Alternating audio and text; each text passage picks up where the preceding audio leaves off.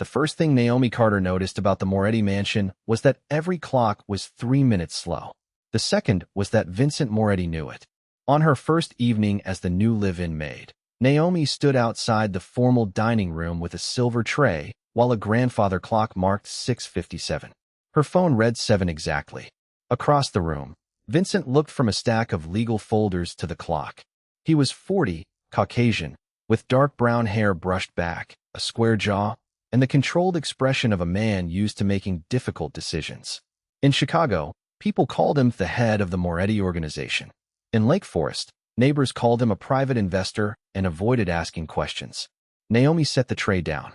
Her supervisor, Evelyn Shaw, had warned her that Vincent disliked mistakes and unnecessary conversation.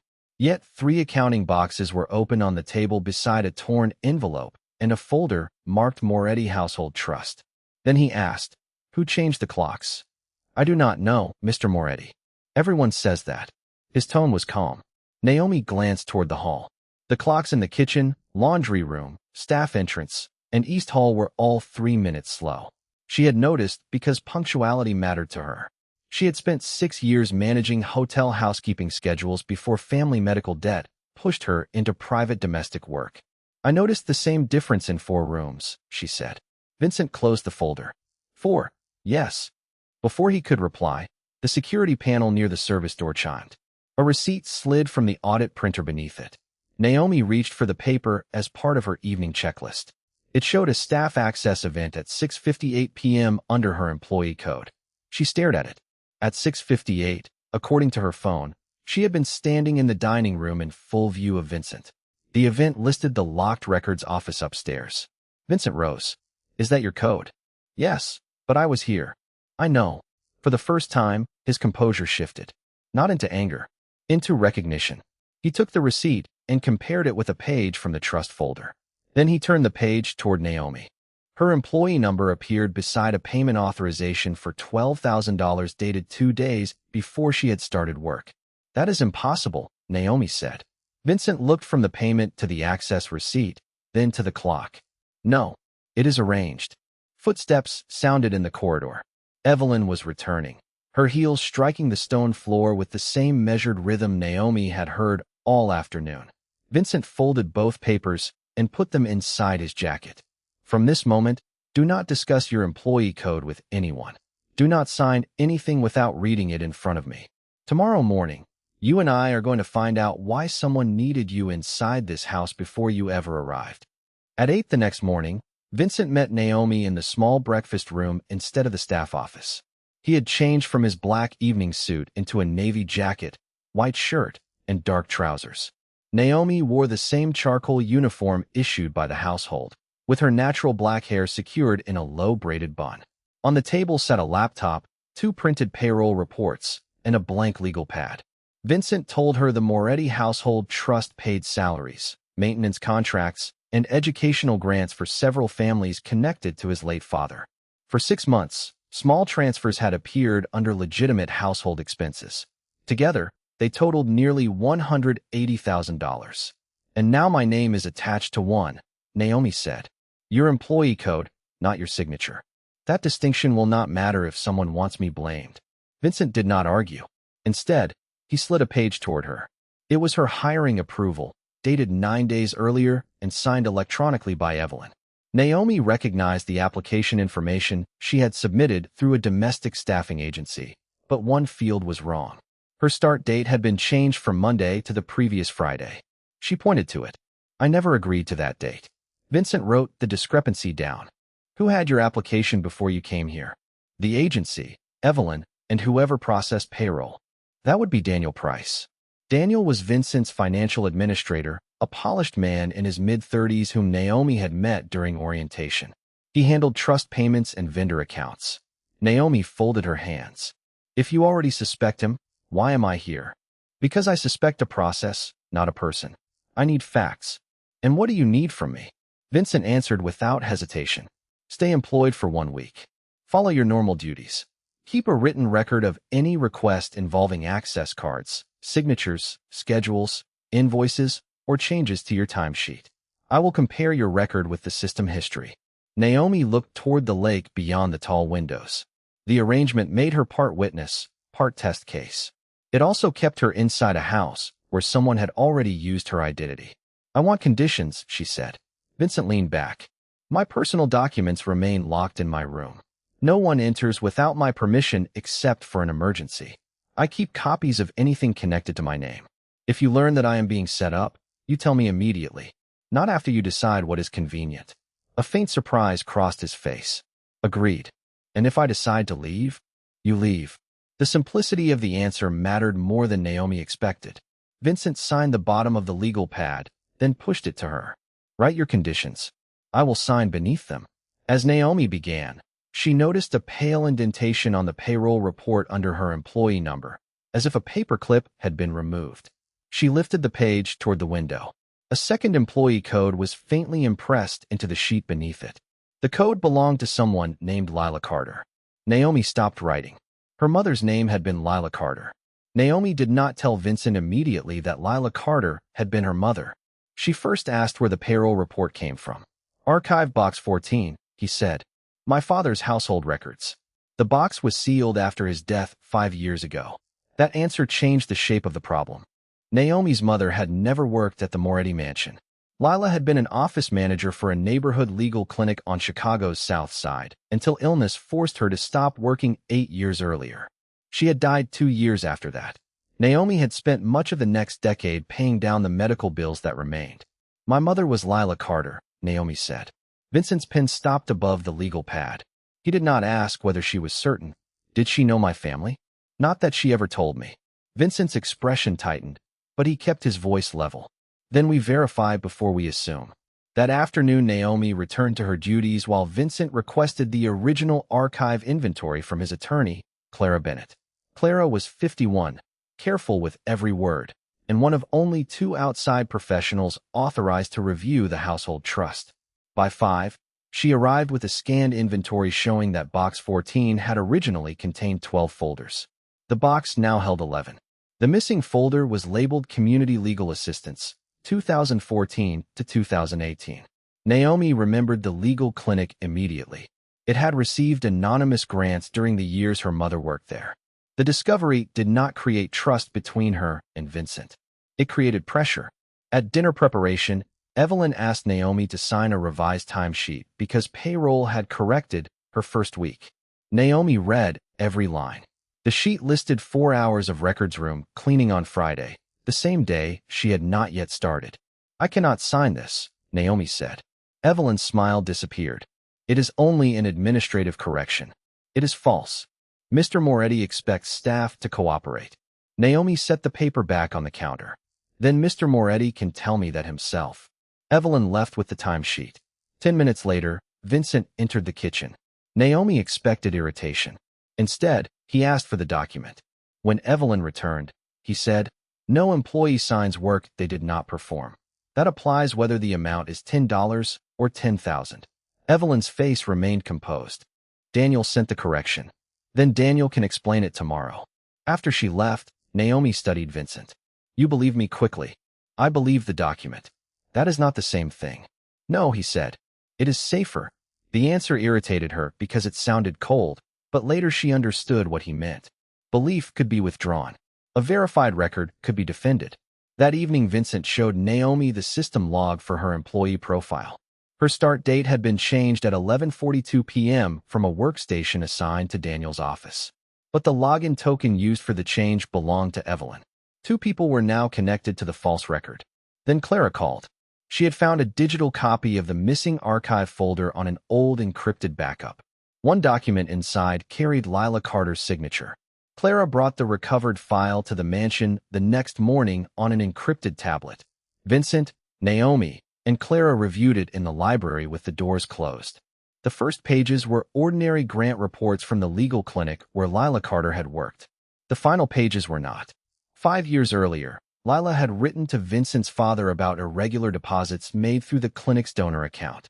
She had discovered that several donations credited to the Moretti Household Trust were being partially redirected before reaching community programs. Her letter did not accuse anyone by name. Instead, she listed dates, transfer references, and the last 4 digits of receiving accounts.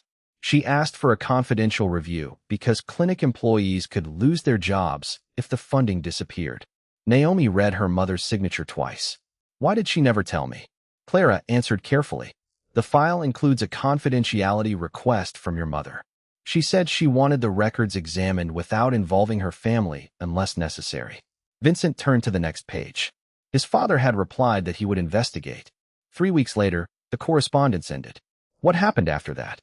Naomi asked. Clara searched the archive index. Your father died the following spring, she said to Vincent. The review may have stopped during the estate transition. Vincent looked away for a moment. His father's death had left him managing family companies, debts, old obligations, and a reputation he had not chosen. Naomi could see the cost of that history in the way he controlled every reaction. She returned to the numbers. One receiving account ended in 4418. The same digits appeared on a vendor reimbursement from the current payroll report. Clara verified the match. The account itself may have changed owners, but the reference is enough to request records from the bank. Vincent authorized it. Naomi noticed something else. Lila's letter mentioned that someone had manipulated submission times by adjusting office clocks before nightly reconciliation. A transaction entered at 8:59 could appear in a system batch stamped 8:56, shifting responsibility to another employee's login window. The clocks, Naomi said. Vincent nodded. Someone had repeated an old method inside the mansion. At lunch, Daniel Price arrived for his scheduled financial review. He carried a leather folio. He greeted Naomi pleasantly, then asked Vincent why access logs were being requested. Routine verification, Vincent said. Daniel smiled. That sounds expensive for a household matter. So does $180,000. The smile faded for less than a second. Naomi saw it. Vincent did too. Daniel recovered quickly and suggested that payroll errors were common during staff turnover. He said Evelyn often borrowed his workstation because her office computer was unreliable. That claim gave them an explanation for the mixed login history, but it also created a new question. After Daniel left, Naomi checked the maintenance request log as part of her normal supply duties. Evelyn's office computer had not reported a fault in 11 months. Near the bottom of the page, however, one recent ticket stood out. 3 weeks before Naomi was hired, Daniel had requested service for the security audit printer beside the dining room. The technician listed the problem as incorrect time synchronization. The maintenance ticket gave Vincent enough reason to suspend Daniel's authority over the household system, but Naomi asked him not to do it yet. If he knows we found the pattern, he will stop making mistakes, she said. You are asking me to leave someone with access to records that already contain your name. I am asking you to remove his ability to approve money without telling him why. Clara agreed that a quiet control change was possible. The trust required 2 approvals for transfers above $25,000, but smaller vendor reimbursements could still be released by one administrator. Vincent signed a temporary policy requiring Clara's review for every payment, regardless of amount. Daniel would receive the notice as part of a general compliance update. That evening, she found him alone in the breakfast room reading Lila's recovered letter again. He did not hide the page. My father should have finished this, he said. You do not know that he chose not to. I know the responsibility became mine. Naomi sat across from him, still in her charcoal uniform. Responsibility is not the same as guilt. He looked at her with a tired expression she had not seen before. People around my family rarely make that distinction. Naomi knew the Moretti name made employees lower their voices. Yet Vincent had asked for records, not loyalty. She reached into her pocket and placed a folded receipt on the table. During linen inventory, Evelyn had asked her to purchase specialty cleaning supplies from a vendor called North Shore Domestic Services and submit the receipt under a code Evelyn provided. Naomi had refused because the listed vendor address was a private mailbox. Vincent recognized the name. North Shore Domestic Services had received $38,000 from the trust during the past year. Clara searched the Illinois Business Registry. The company had been formed 18 months earlier by a registered agent. The public filing did not identify the beneficial owner. Naomi then remembered a detail from orientation. Daniel had told her that all approved household vendors carried printed identification badges when entering the property. She had never seen anyone from North Shore Domestic Services. Vincent checked the gate logs. No visitor using that company name had entered in the previous 12 months. So they bill for work no one performs, Naomi said. Or they use another name at the gate, Clara replied. They needed an independent link. Naomi thought of the supply cabinet in the laundry room. Evelyn kept old delivery slips in a binder because she disliked throwing away paperwork. Naomi retrieved it and found 3 North Shore invoices stapled to handwritten receiving forms. The signatures were not Evelyn's. They were Daniel's. One invoice carried a routing reference ending in 4418, matching the account in Lila Carter's letter. Vincent stared at the number, then at Naomi. The fraud had not begun with her hiring. It had survived for years. And whoever created it had known about her mother before Naomi ever entered the mansion. The next morning, the quiet compliance notice went out. By noon, Daniel knew every payment required Clara's review. At 12:17 p.m., Naomi received an email from the staffing agency saying the Moretti household had reported concerns about her honesty during hiring. It asked whether she had disclosed her mother's prior connection to the family. Naomi walked straight to Vincent's office and put her phone on his desk. Did you report me? No, did Clara? No, then someone did it in your name. Vincent called the agency on speakerphone. The representative confirmed that a complaint had arrived from an address using the household domain and carrying Daniel's electronic signature. The complaint alleged that Naomi had sought employment to gain access to sealed family records. Naomi felt anger rise behind her ribs. He is turning my mother into motive. Vincent requested a copy of the full message with metadata. The representative agreed. Then Naomi saw a line on the complaint that changed her anger into suspicion. It said she had concealed the 2017 Carter correspondence. Only 3 people in the mansion had reviewed the recovered file: Naomi, Vincent, and Clara. Daniel should not have known that phrase. Vincent's face hardened. Unless he saw the original before it disappeared. For the first time, Naomi wondered whether Vincent had been too careful. Daniel had worked beside the Moretti family for years. He knew its systems, habits, and weaknesses. If he had removed Lila's folder, he also knew exactly how long the family had failed to act. You inherited this organization and kept him, Naomi said. Yes. Did you ever review the people your father trusted? Not all of them. That was a choice. Vincent did not defend himself. Yes. His answer left no room for Naomi's anger to bounce away. She had expected authority. He gave her accountability, and that was harder to dismiss. Still, she returned to her room and began packing. An hour later, Vincent knocked once and waited outside until she opened the door. He did not cross the threshold. If you leave, Clara will still clear your name with the agency, he said. Your records will be corrected. Naomi looked at the half-packed suitcase. And the rest. I will finish it. Without using me as a witness? Unless you choose otherwise. That word mattered. Choose. Before Naomi could answer, Evelyn appeared at the far end of the hallway. Her usual composure had cracked. She asked to speak privately with both of them. In the library, Evelyn admitted she had used Daniel's workstation and token when he told her payroll software was being consolidated. She had approved altered start dates because he said they were required to reconcile agency billing. She had also changed the mansion clocks 3 weeks earlier after Daniel claimed the security system was drifting. Why did you not question it? Naomi asked. Evelyn looked ashamed. Because he approved my salary advances after my divorce. I thought I owed him cooperation. Then she placed an envelope on the table. Daniel had given it to her that morning with instructions to leave it in Naomi's room. Inside was a printed resignation letter bearing a scanned image of Naomi's signature. Naomi unpacked her suitcase. Leaving would protect Naomi from the house, but it would also leave Daniel's version standing. She wanted her name corrected in the same record where it had been misused. Clara photographed the envelope, documented when Evelyn had received it, and placed the original in a tamper-evident evidence sleeve.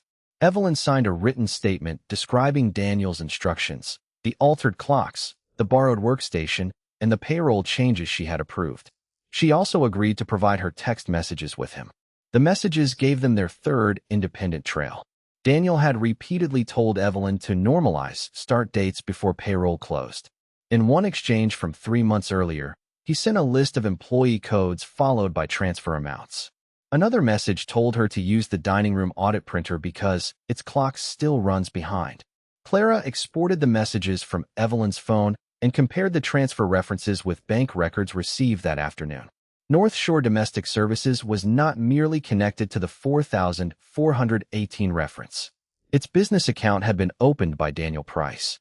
For 18 months, Daniel had routed household trust money to that company through false service invoices. Before forming the company, he had used a sequence of temporary vendor accounts tied to the same receiving bank relationship. The pattern reached back to the period when Lila Carter had first reported irregularities at the legal clinic. Naomi read the bank summary slowly. "So my mother found him years ago." "Not exactly," Clara said. "She found the route. We still need proof Daniel controlled it then." Vincent pointed to an older account authorization attached to the records. Daniel's name did not appear. The account had been opened through a consulting firm that no longer existed. They needed one more bridge between the old scheme and the current one. Naomi remembered the original archive inventory. If Daniel had removed Lila's folder, there might be a record of when the box was accessed. Vincent's estate had used an outside storage company before the records were moved to the mansion. Clara requested its retrieval history. At 7 that evening, the company sent a scanned chain of custody log. Box 14 had been checked out once after Vincent's father died. The requester was Daniel Price. He had signed for it 5 years earlier, held it for 9 days, and returned it with 11 folders instead of 12. The storage clerk had noted the missing folder count, but accepted a revised inventory signed by Daniel. Vincent sat motionless after reading the page. Naomi understood why. The evidence no longer described a current employee exploiting weak controls. It described someone who had entered the family's financial administration, found an unresolved fraud trail, removed the warning, and then expanded the same method. Clara said the evidence was now strong enough for a formal forensic review and civil action. Vincent agreed, but he wanted one additional safeguard. The trust's annual board meeting was scheduled for the next afternoon. Daniel would present the financial report to outside counsel, trustees, and auditors. Vincent looked at Naomi. He expects to control the room. Naomi closed the evidence binder. Then let the records enter before his explanation does. The annual trust meeting began at 2 o'clock in the mansion's dining room. Clara sat near the center. 2 outside trustees joined by secure video, with an independent accountant beside Vincent. Naomi remained at the table by choice, wearing her charcoal uniform because, as she told Clara, "That is the job they tried to use against me." Daniel arrived with a gray presentation folder and stopped when he saw her. Vincent opened the meeting without accusation. "Before the financial report, we will review a control discrepancy involving household and trust accounts." Daniel placed his folder down. "If this is about a staffing error, I can explain it separately." "It is not separate," Naomi said. Vincent gave Clara the floor. She began with documents no one in the room had to take on faith. The staffing agency metadata showed that the complaint against Naomi originated from Daniel's authorized email account. The payroll log showed Naomi's start date had been altered from his workstation using Evelyn's token. The security printer recorded an impossible access event under Naomi's code, while Vincent could personally confirm she was elsewhere. Evelyn's signed statement explained how Daniel had directed the clock changes and instructed her to alter records. Daniel objected that Evelyn was protecting herself. Clara displayed exported text messages with timestamps verified against the carrier record. Then the accountant presented the bank documents. North Shore Domestic Services belonged to Daniel. Daniel shifted from denial to explanation. He said the company had been created to simplify confidential household vendors and that Vincent had benefited from discrete billing. Vincent asked for any written authorization. Daniel had none. Clara moved to the older evidence. Lila Carter's recovered letter identified the 4,418 routing reference years before North Shore Domestic Services existed. The storage company's chain of custody log showed Daniel had removed Box 14 after Vincent's father died and returned it missing Lila's folder. A scan backup preserved the correspondence he had apparently expected to disappear. Daniel looked at Naomi. "Your mother never proved who owned that account." "No," Naomi said. "She preserved enough for us to prove what you did with it later." That was the mistake Daniel could not explain away. The old account authorization contained the consulting firm's tax contact address. The independent accountant had matched it to the same private mailbox Daniel later used to register North Shore Domestic Services. The mailbox agreement listed Daniel as the authorized renter during the original fraud period. The bridge was complete. Vincent did not raise his voice. He announced that Daniel's financial authority was revoked immediately, that Clara would deliver the evidence to the trust's insurer and appropriate financial investigators, and that an outside forensic firm would examine every affected transaction. Daniel's last argument was reputation. You really want this public? With your family name? Vincent looked at Naomi before answering. For years, that question protected the wrong person. He signed the suspension notice in front of the trustees. Then he signed a second document correcting Naomi's employment record, voiding the false resignation, and stating that she had identified control failures rather than caused them. Naomi read every line before she signed acknowledgement. This time, the record told the truth. The investigation did not end with Daniel's suspension. Over the next 6 weeks, a forensic firm traced $246,000 in unsupported payments across 7 years. The insurer accepted part of the loss. Clara filed civil recovery claims, and the board replaced single administrator payments with dual review, quarterly audits, and protected access logs.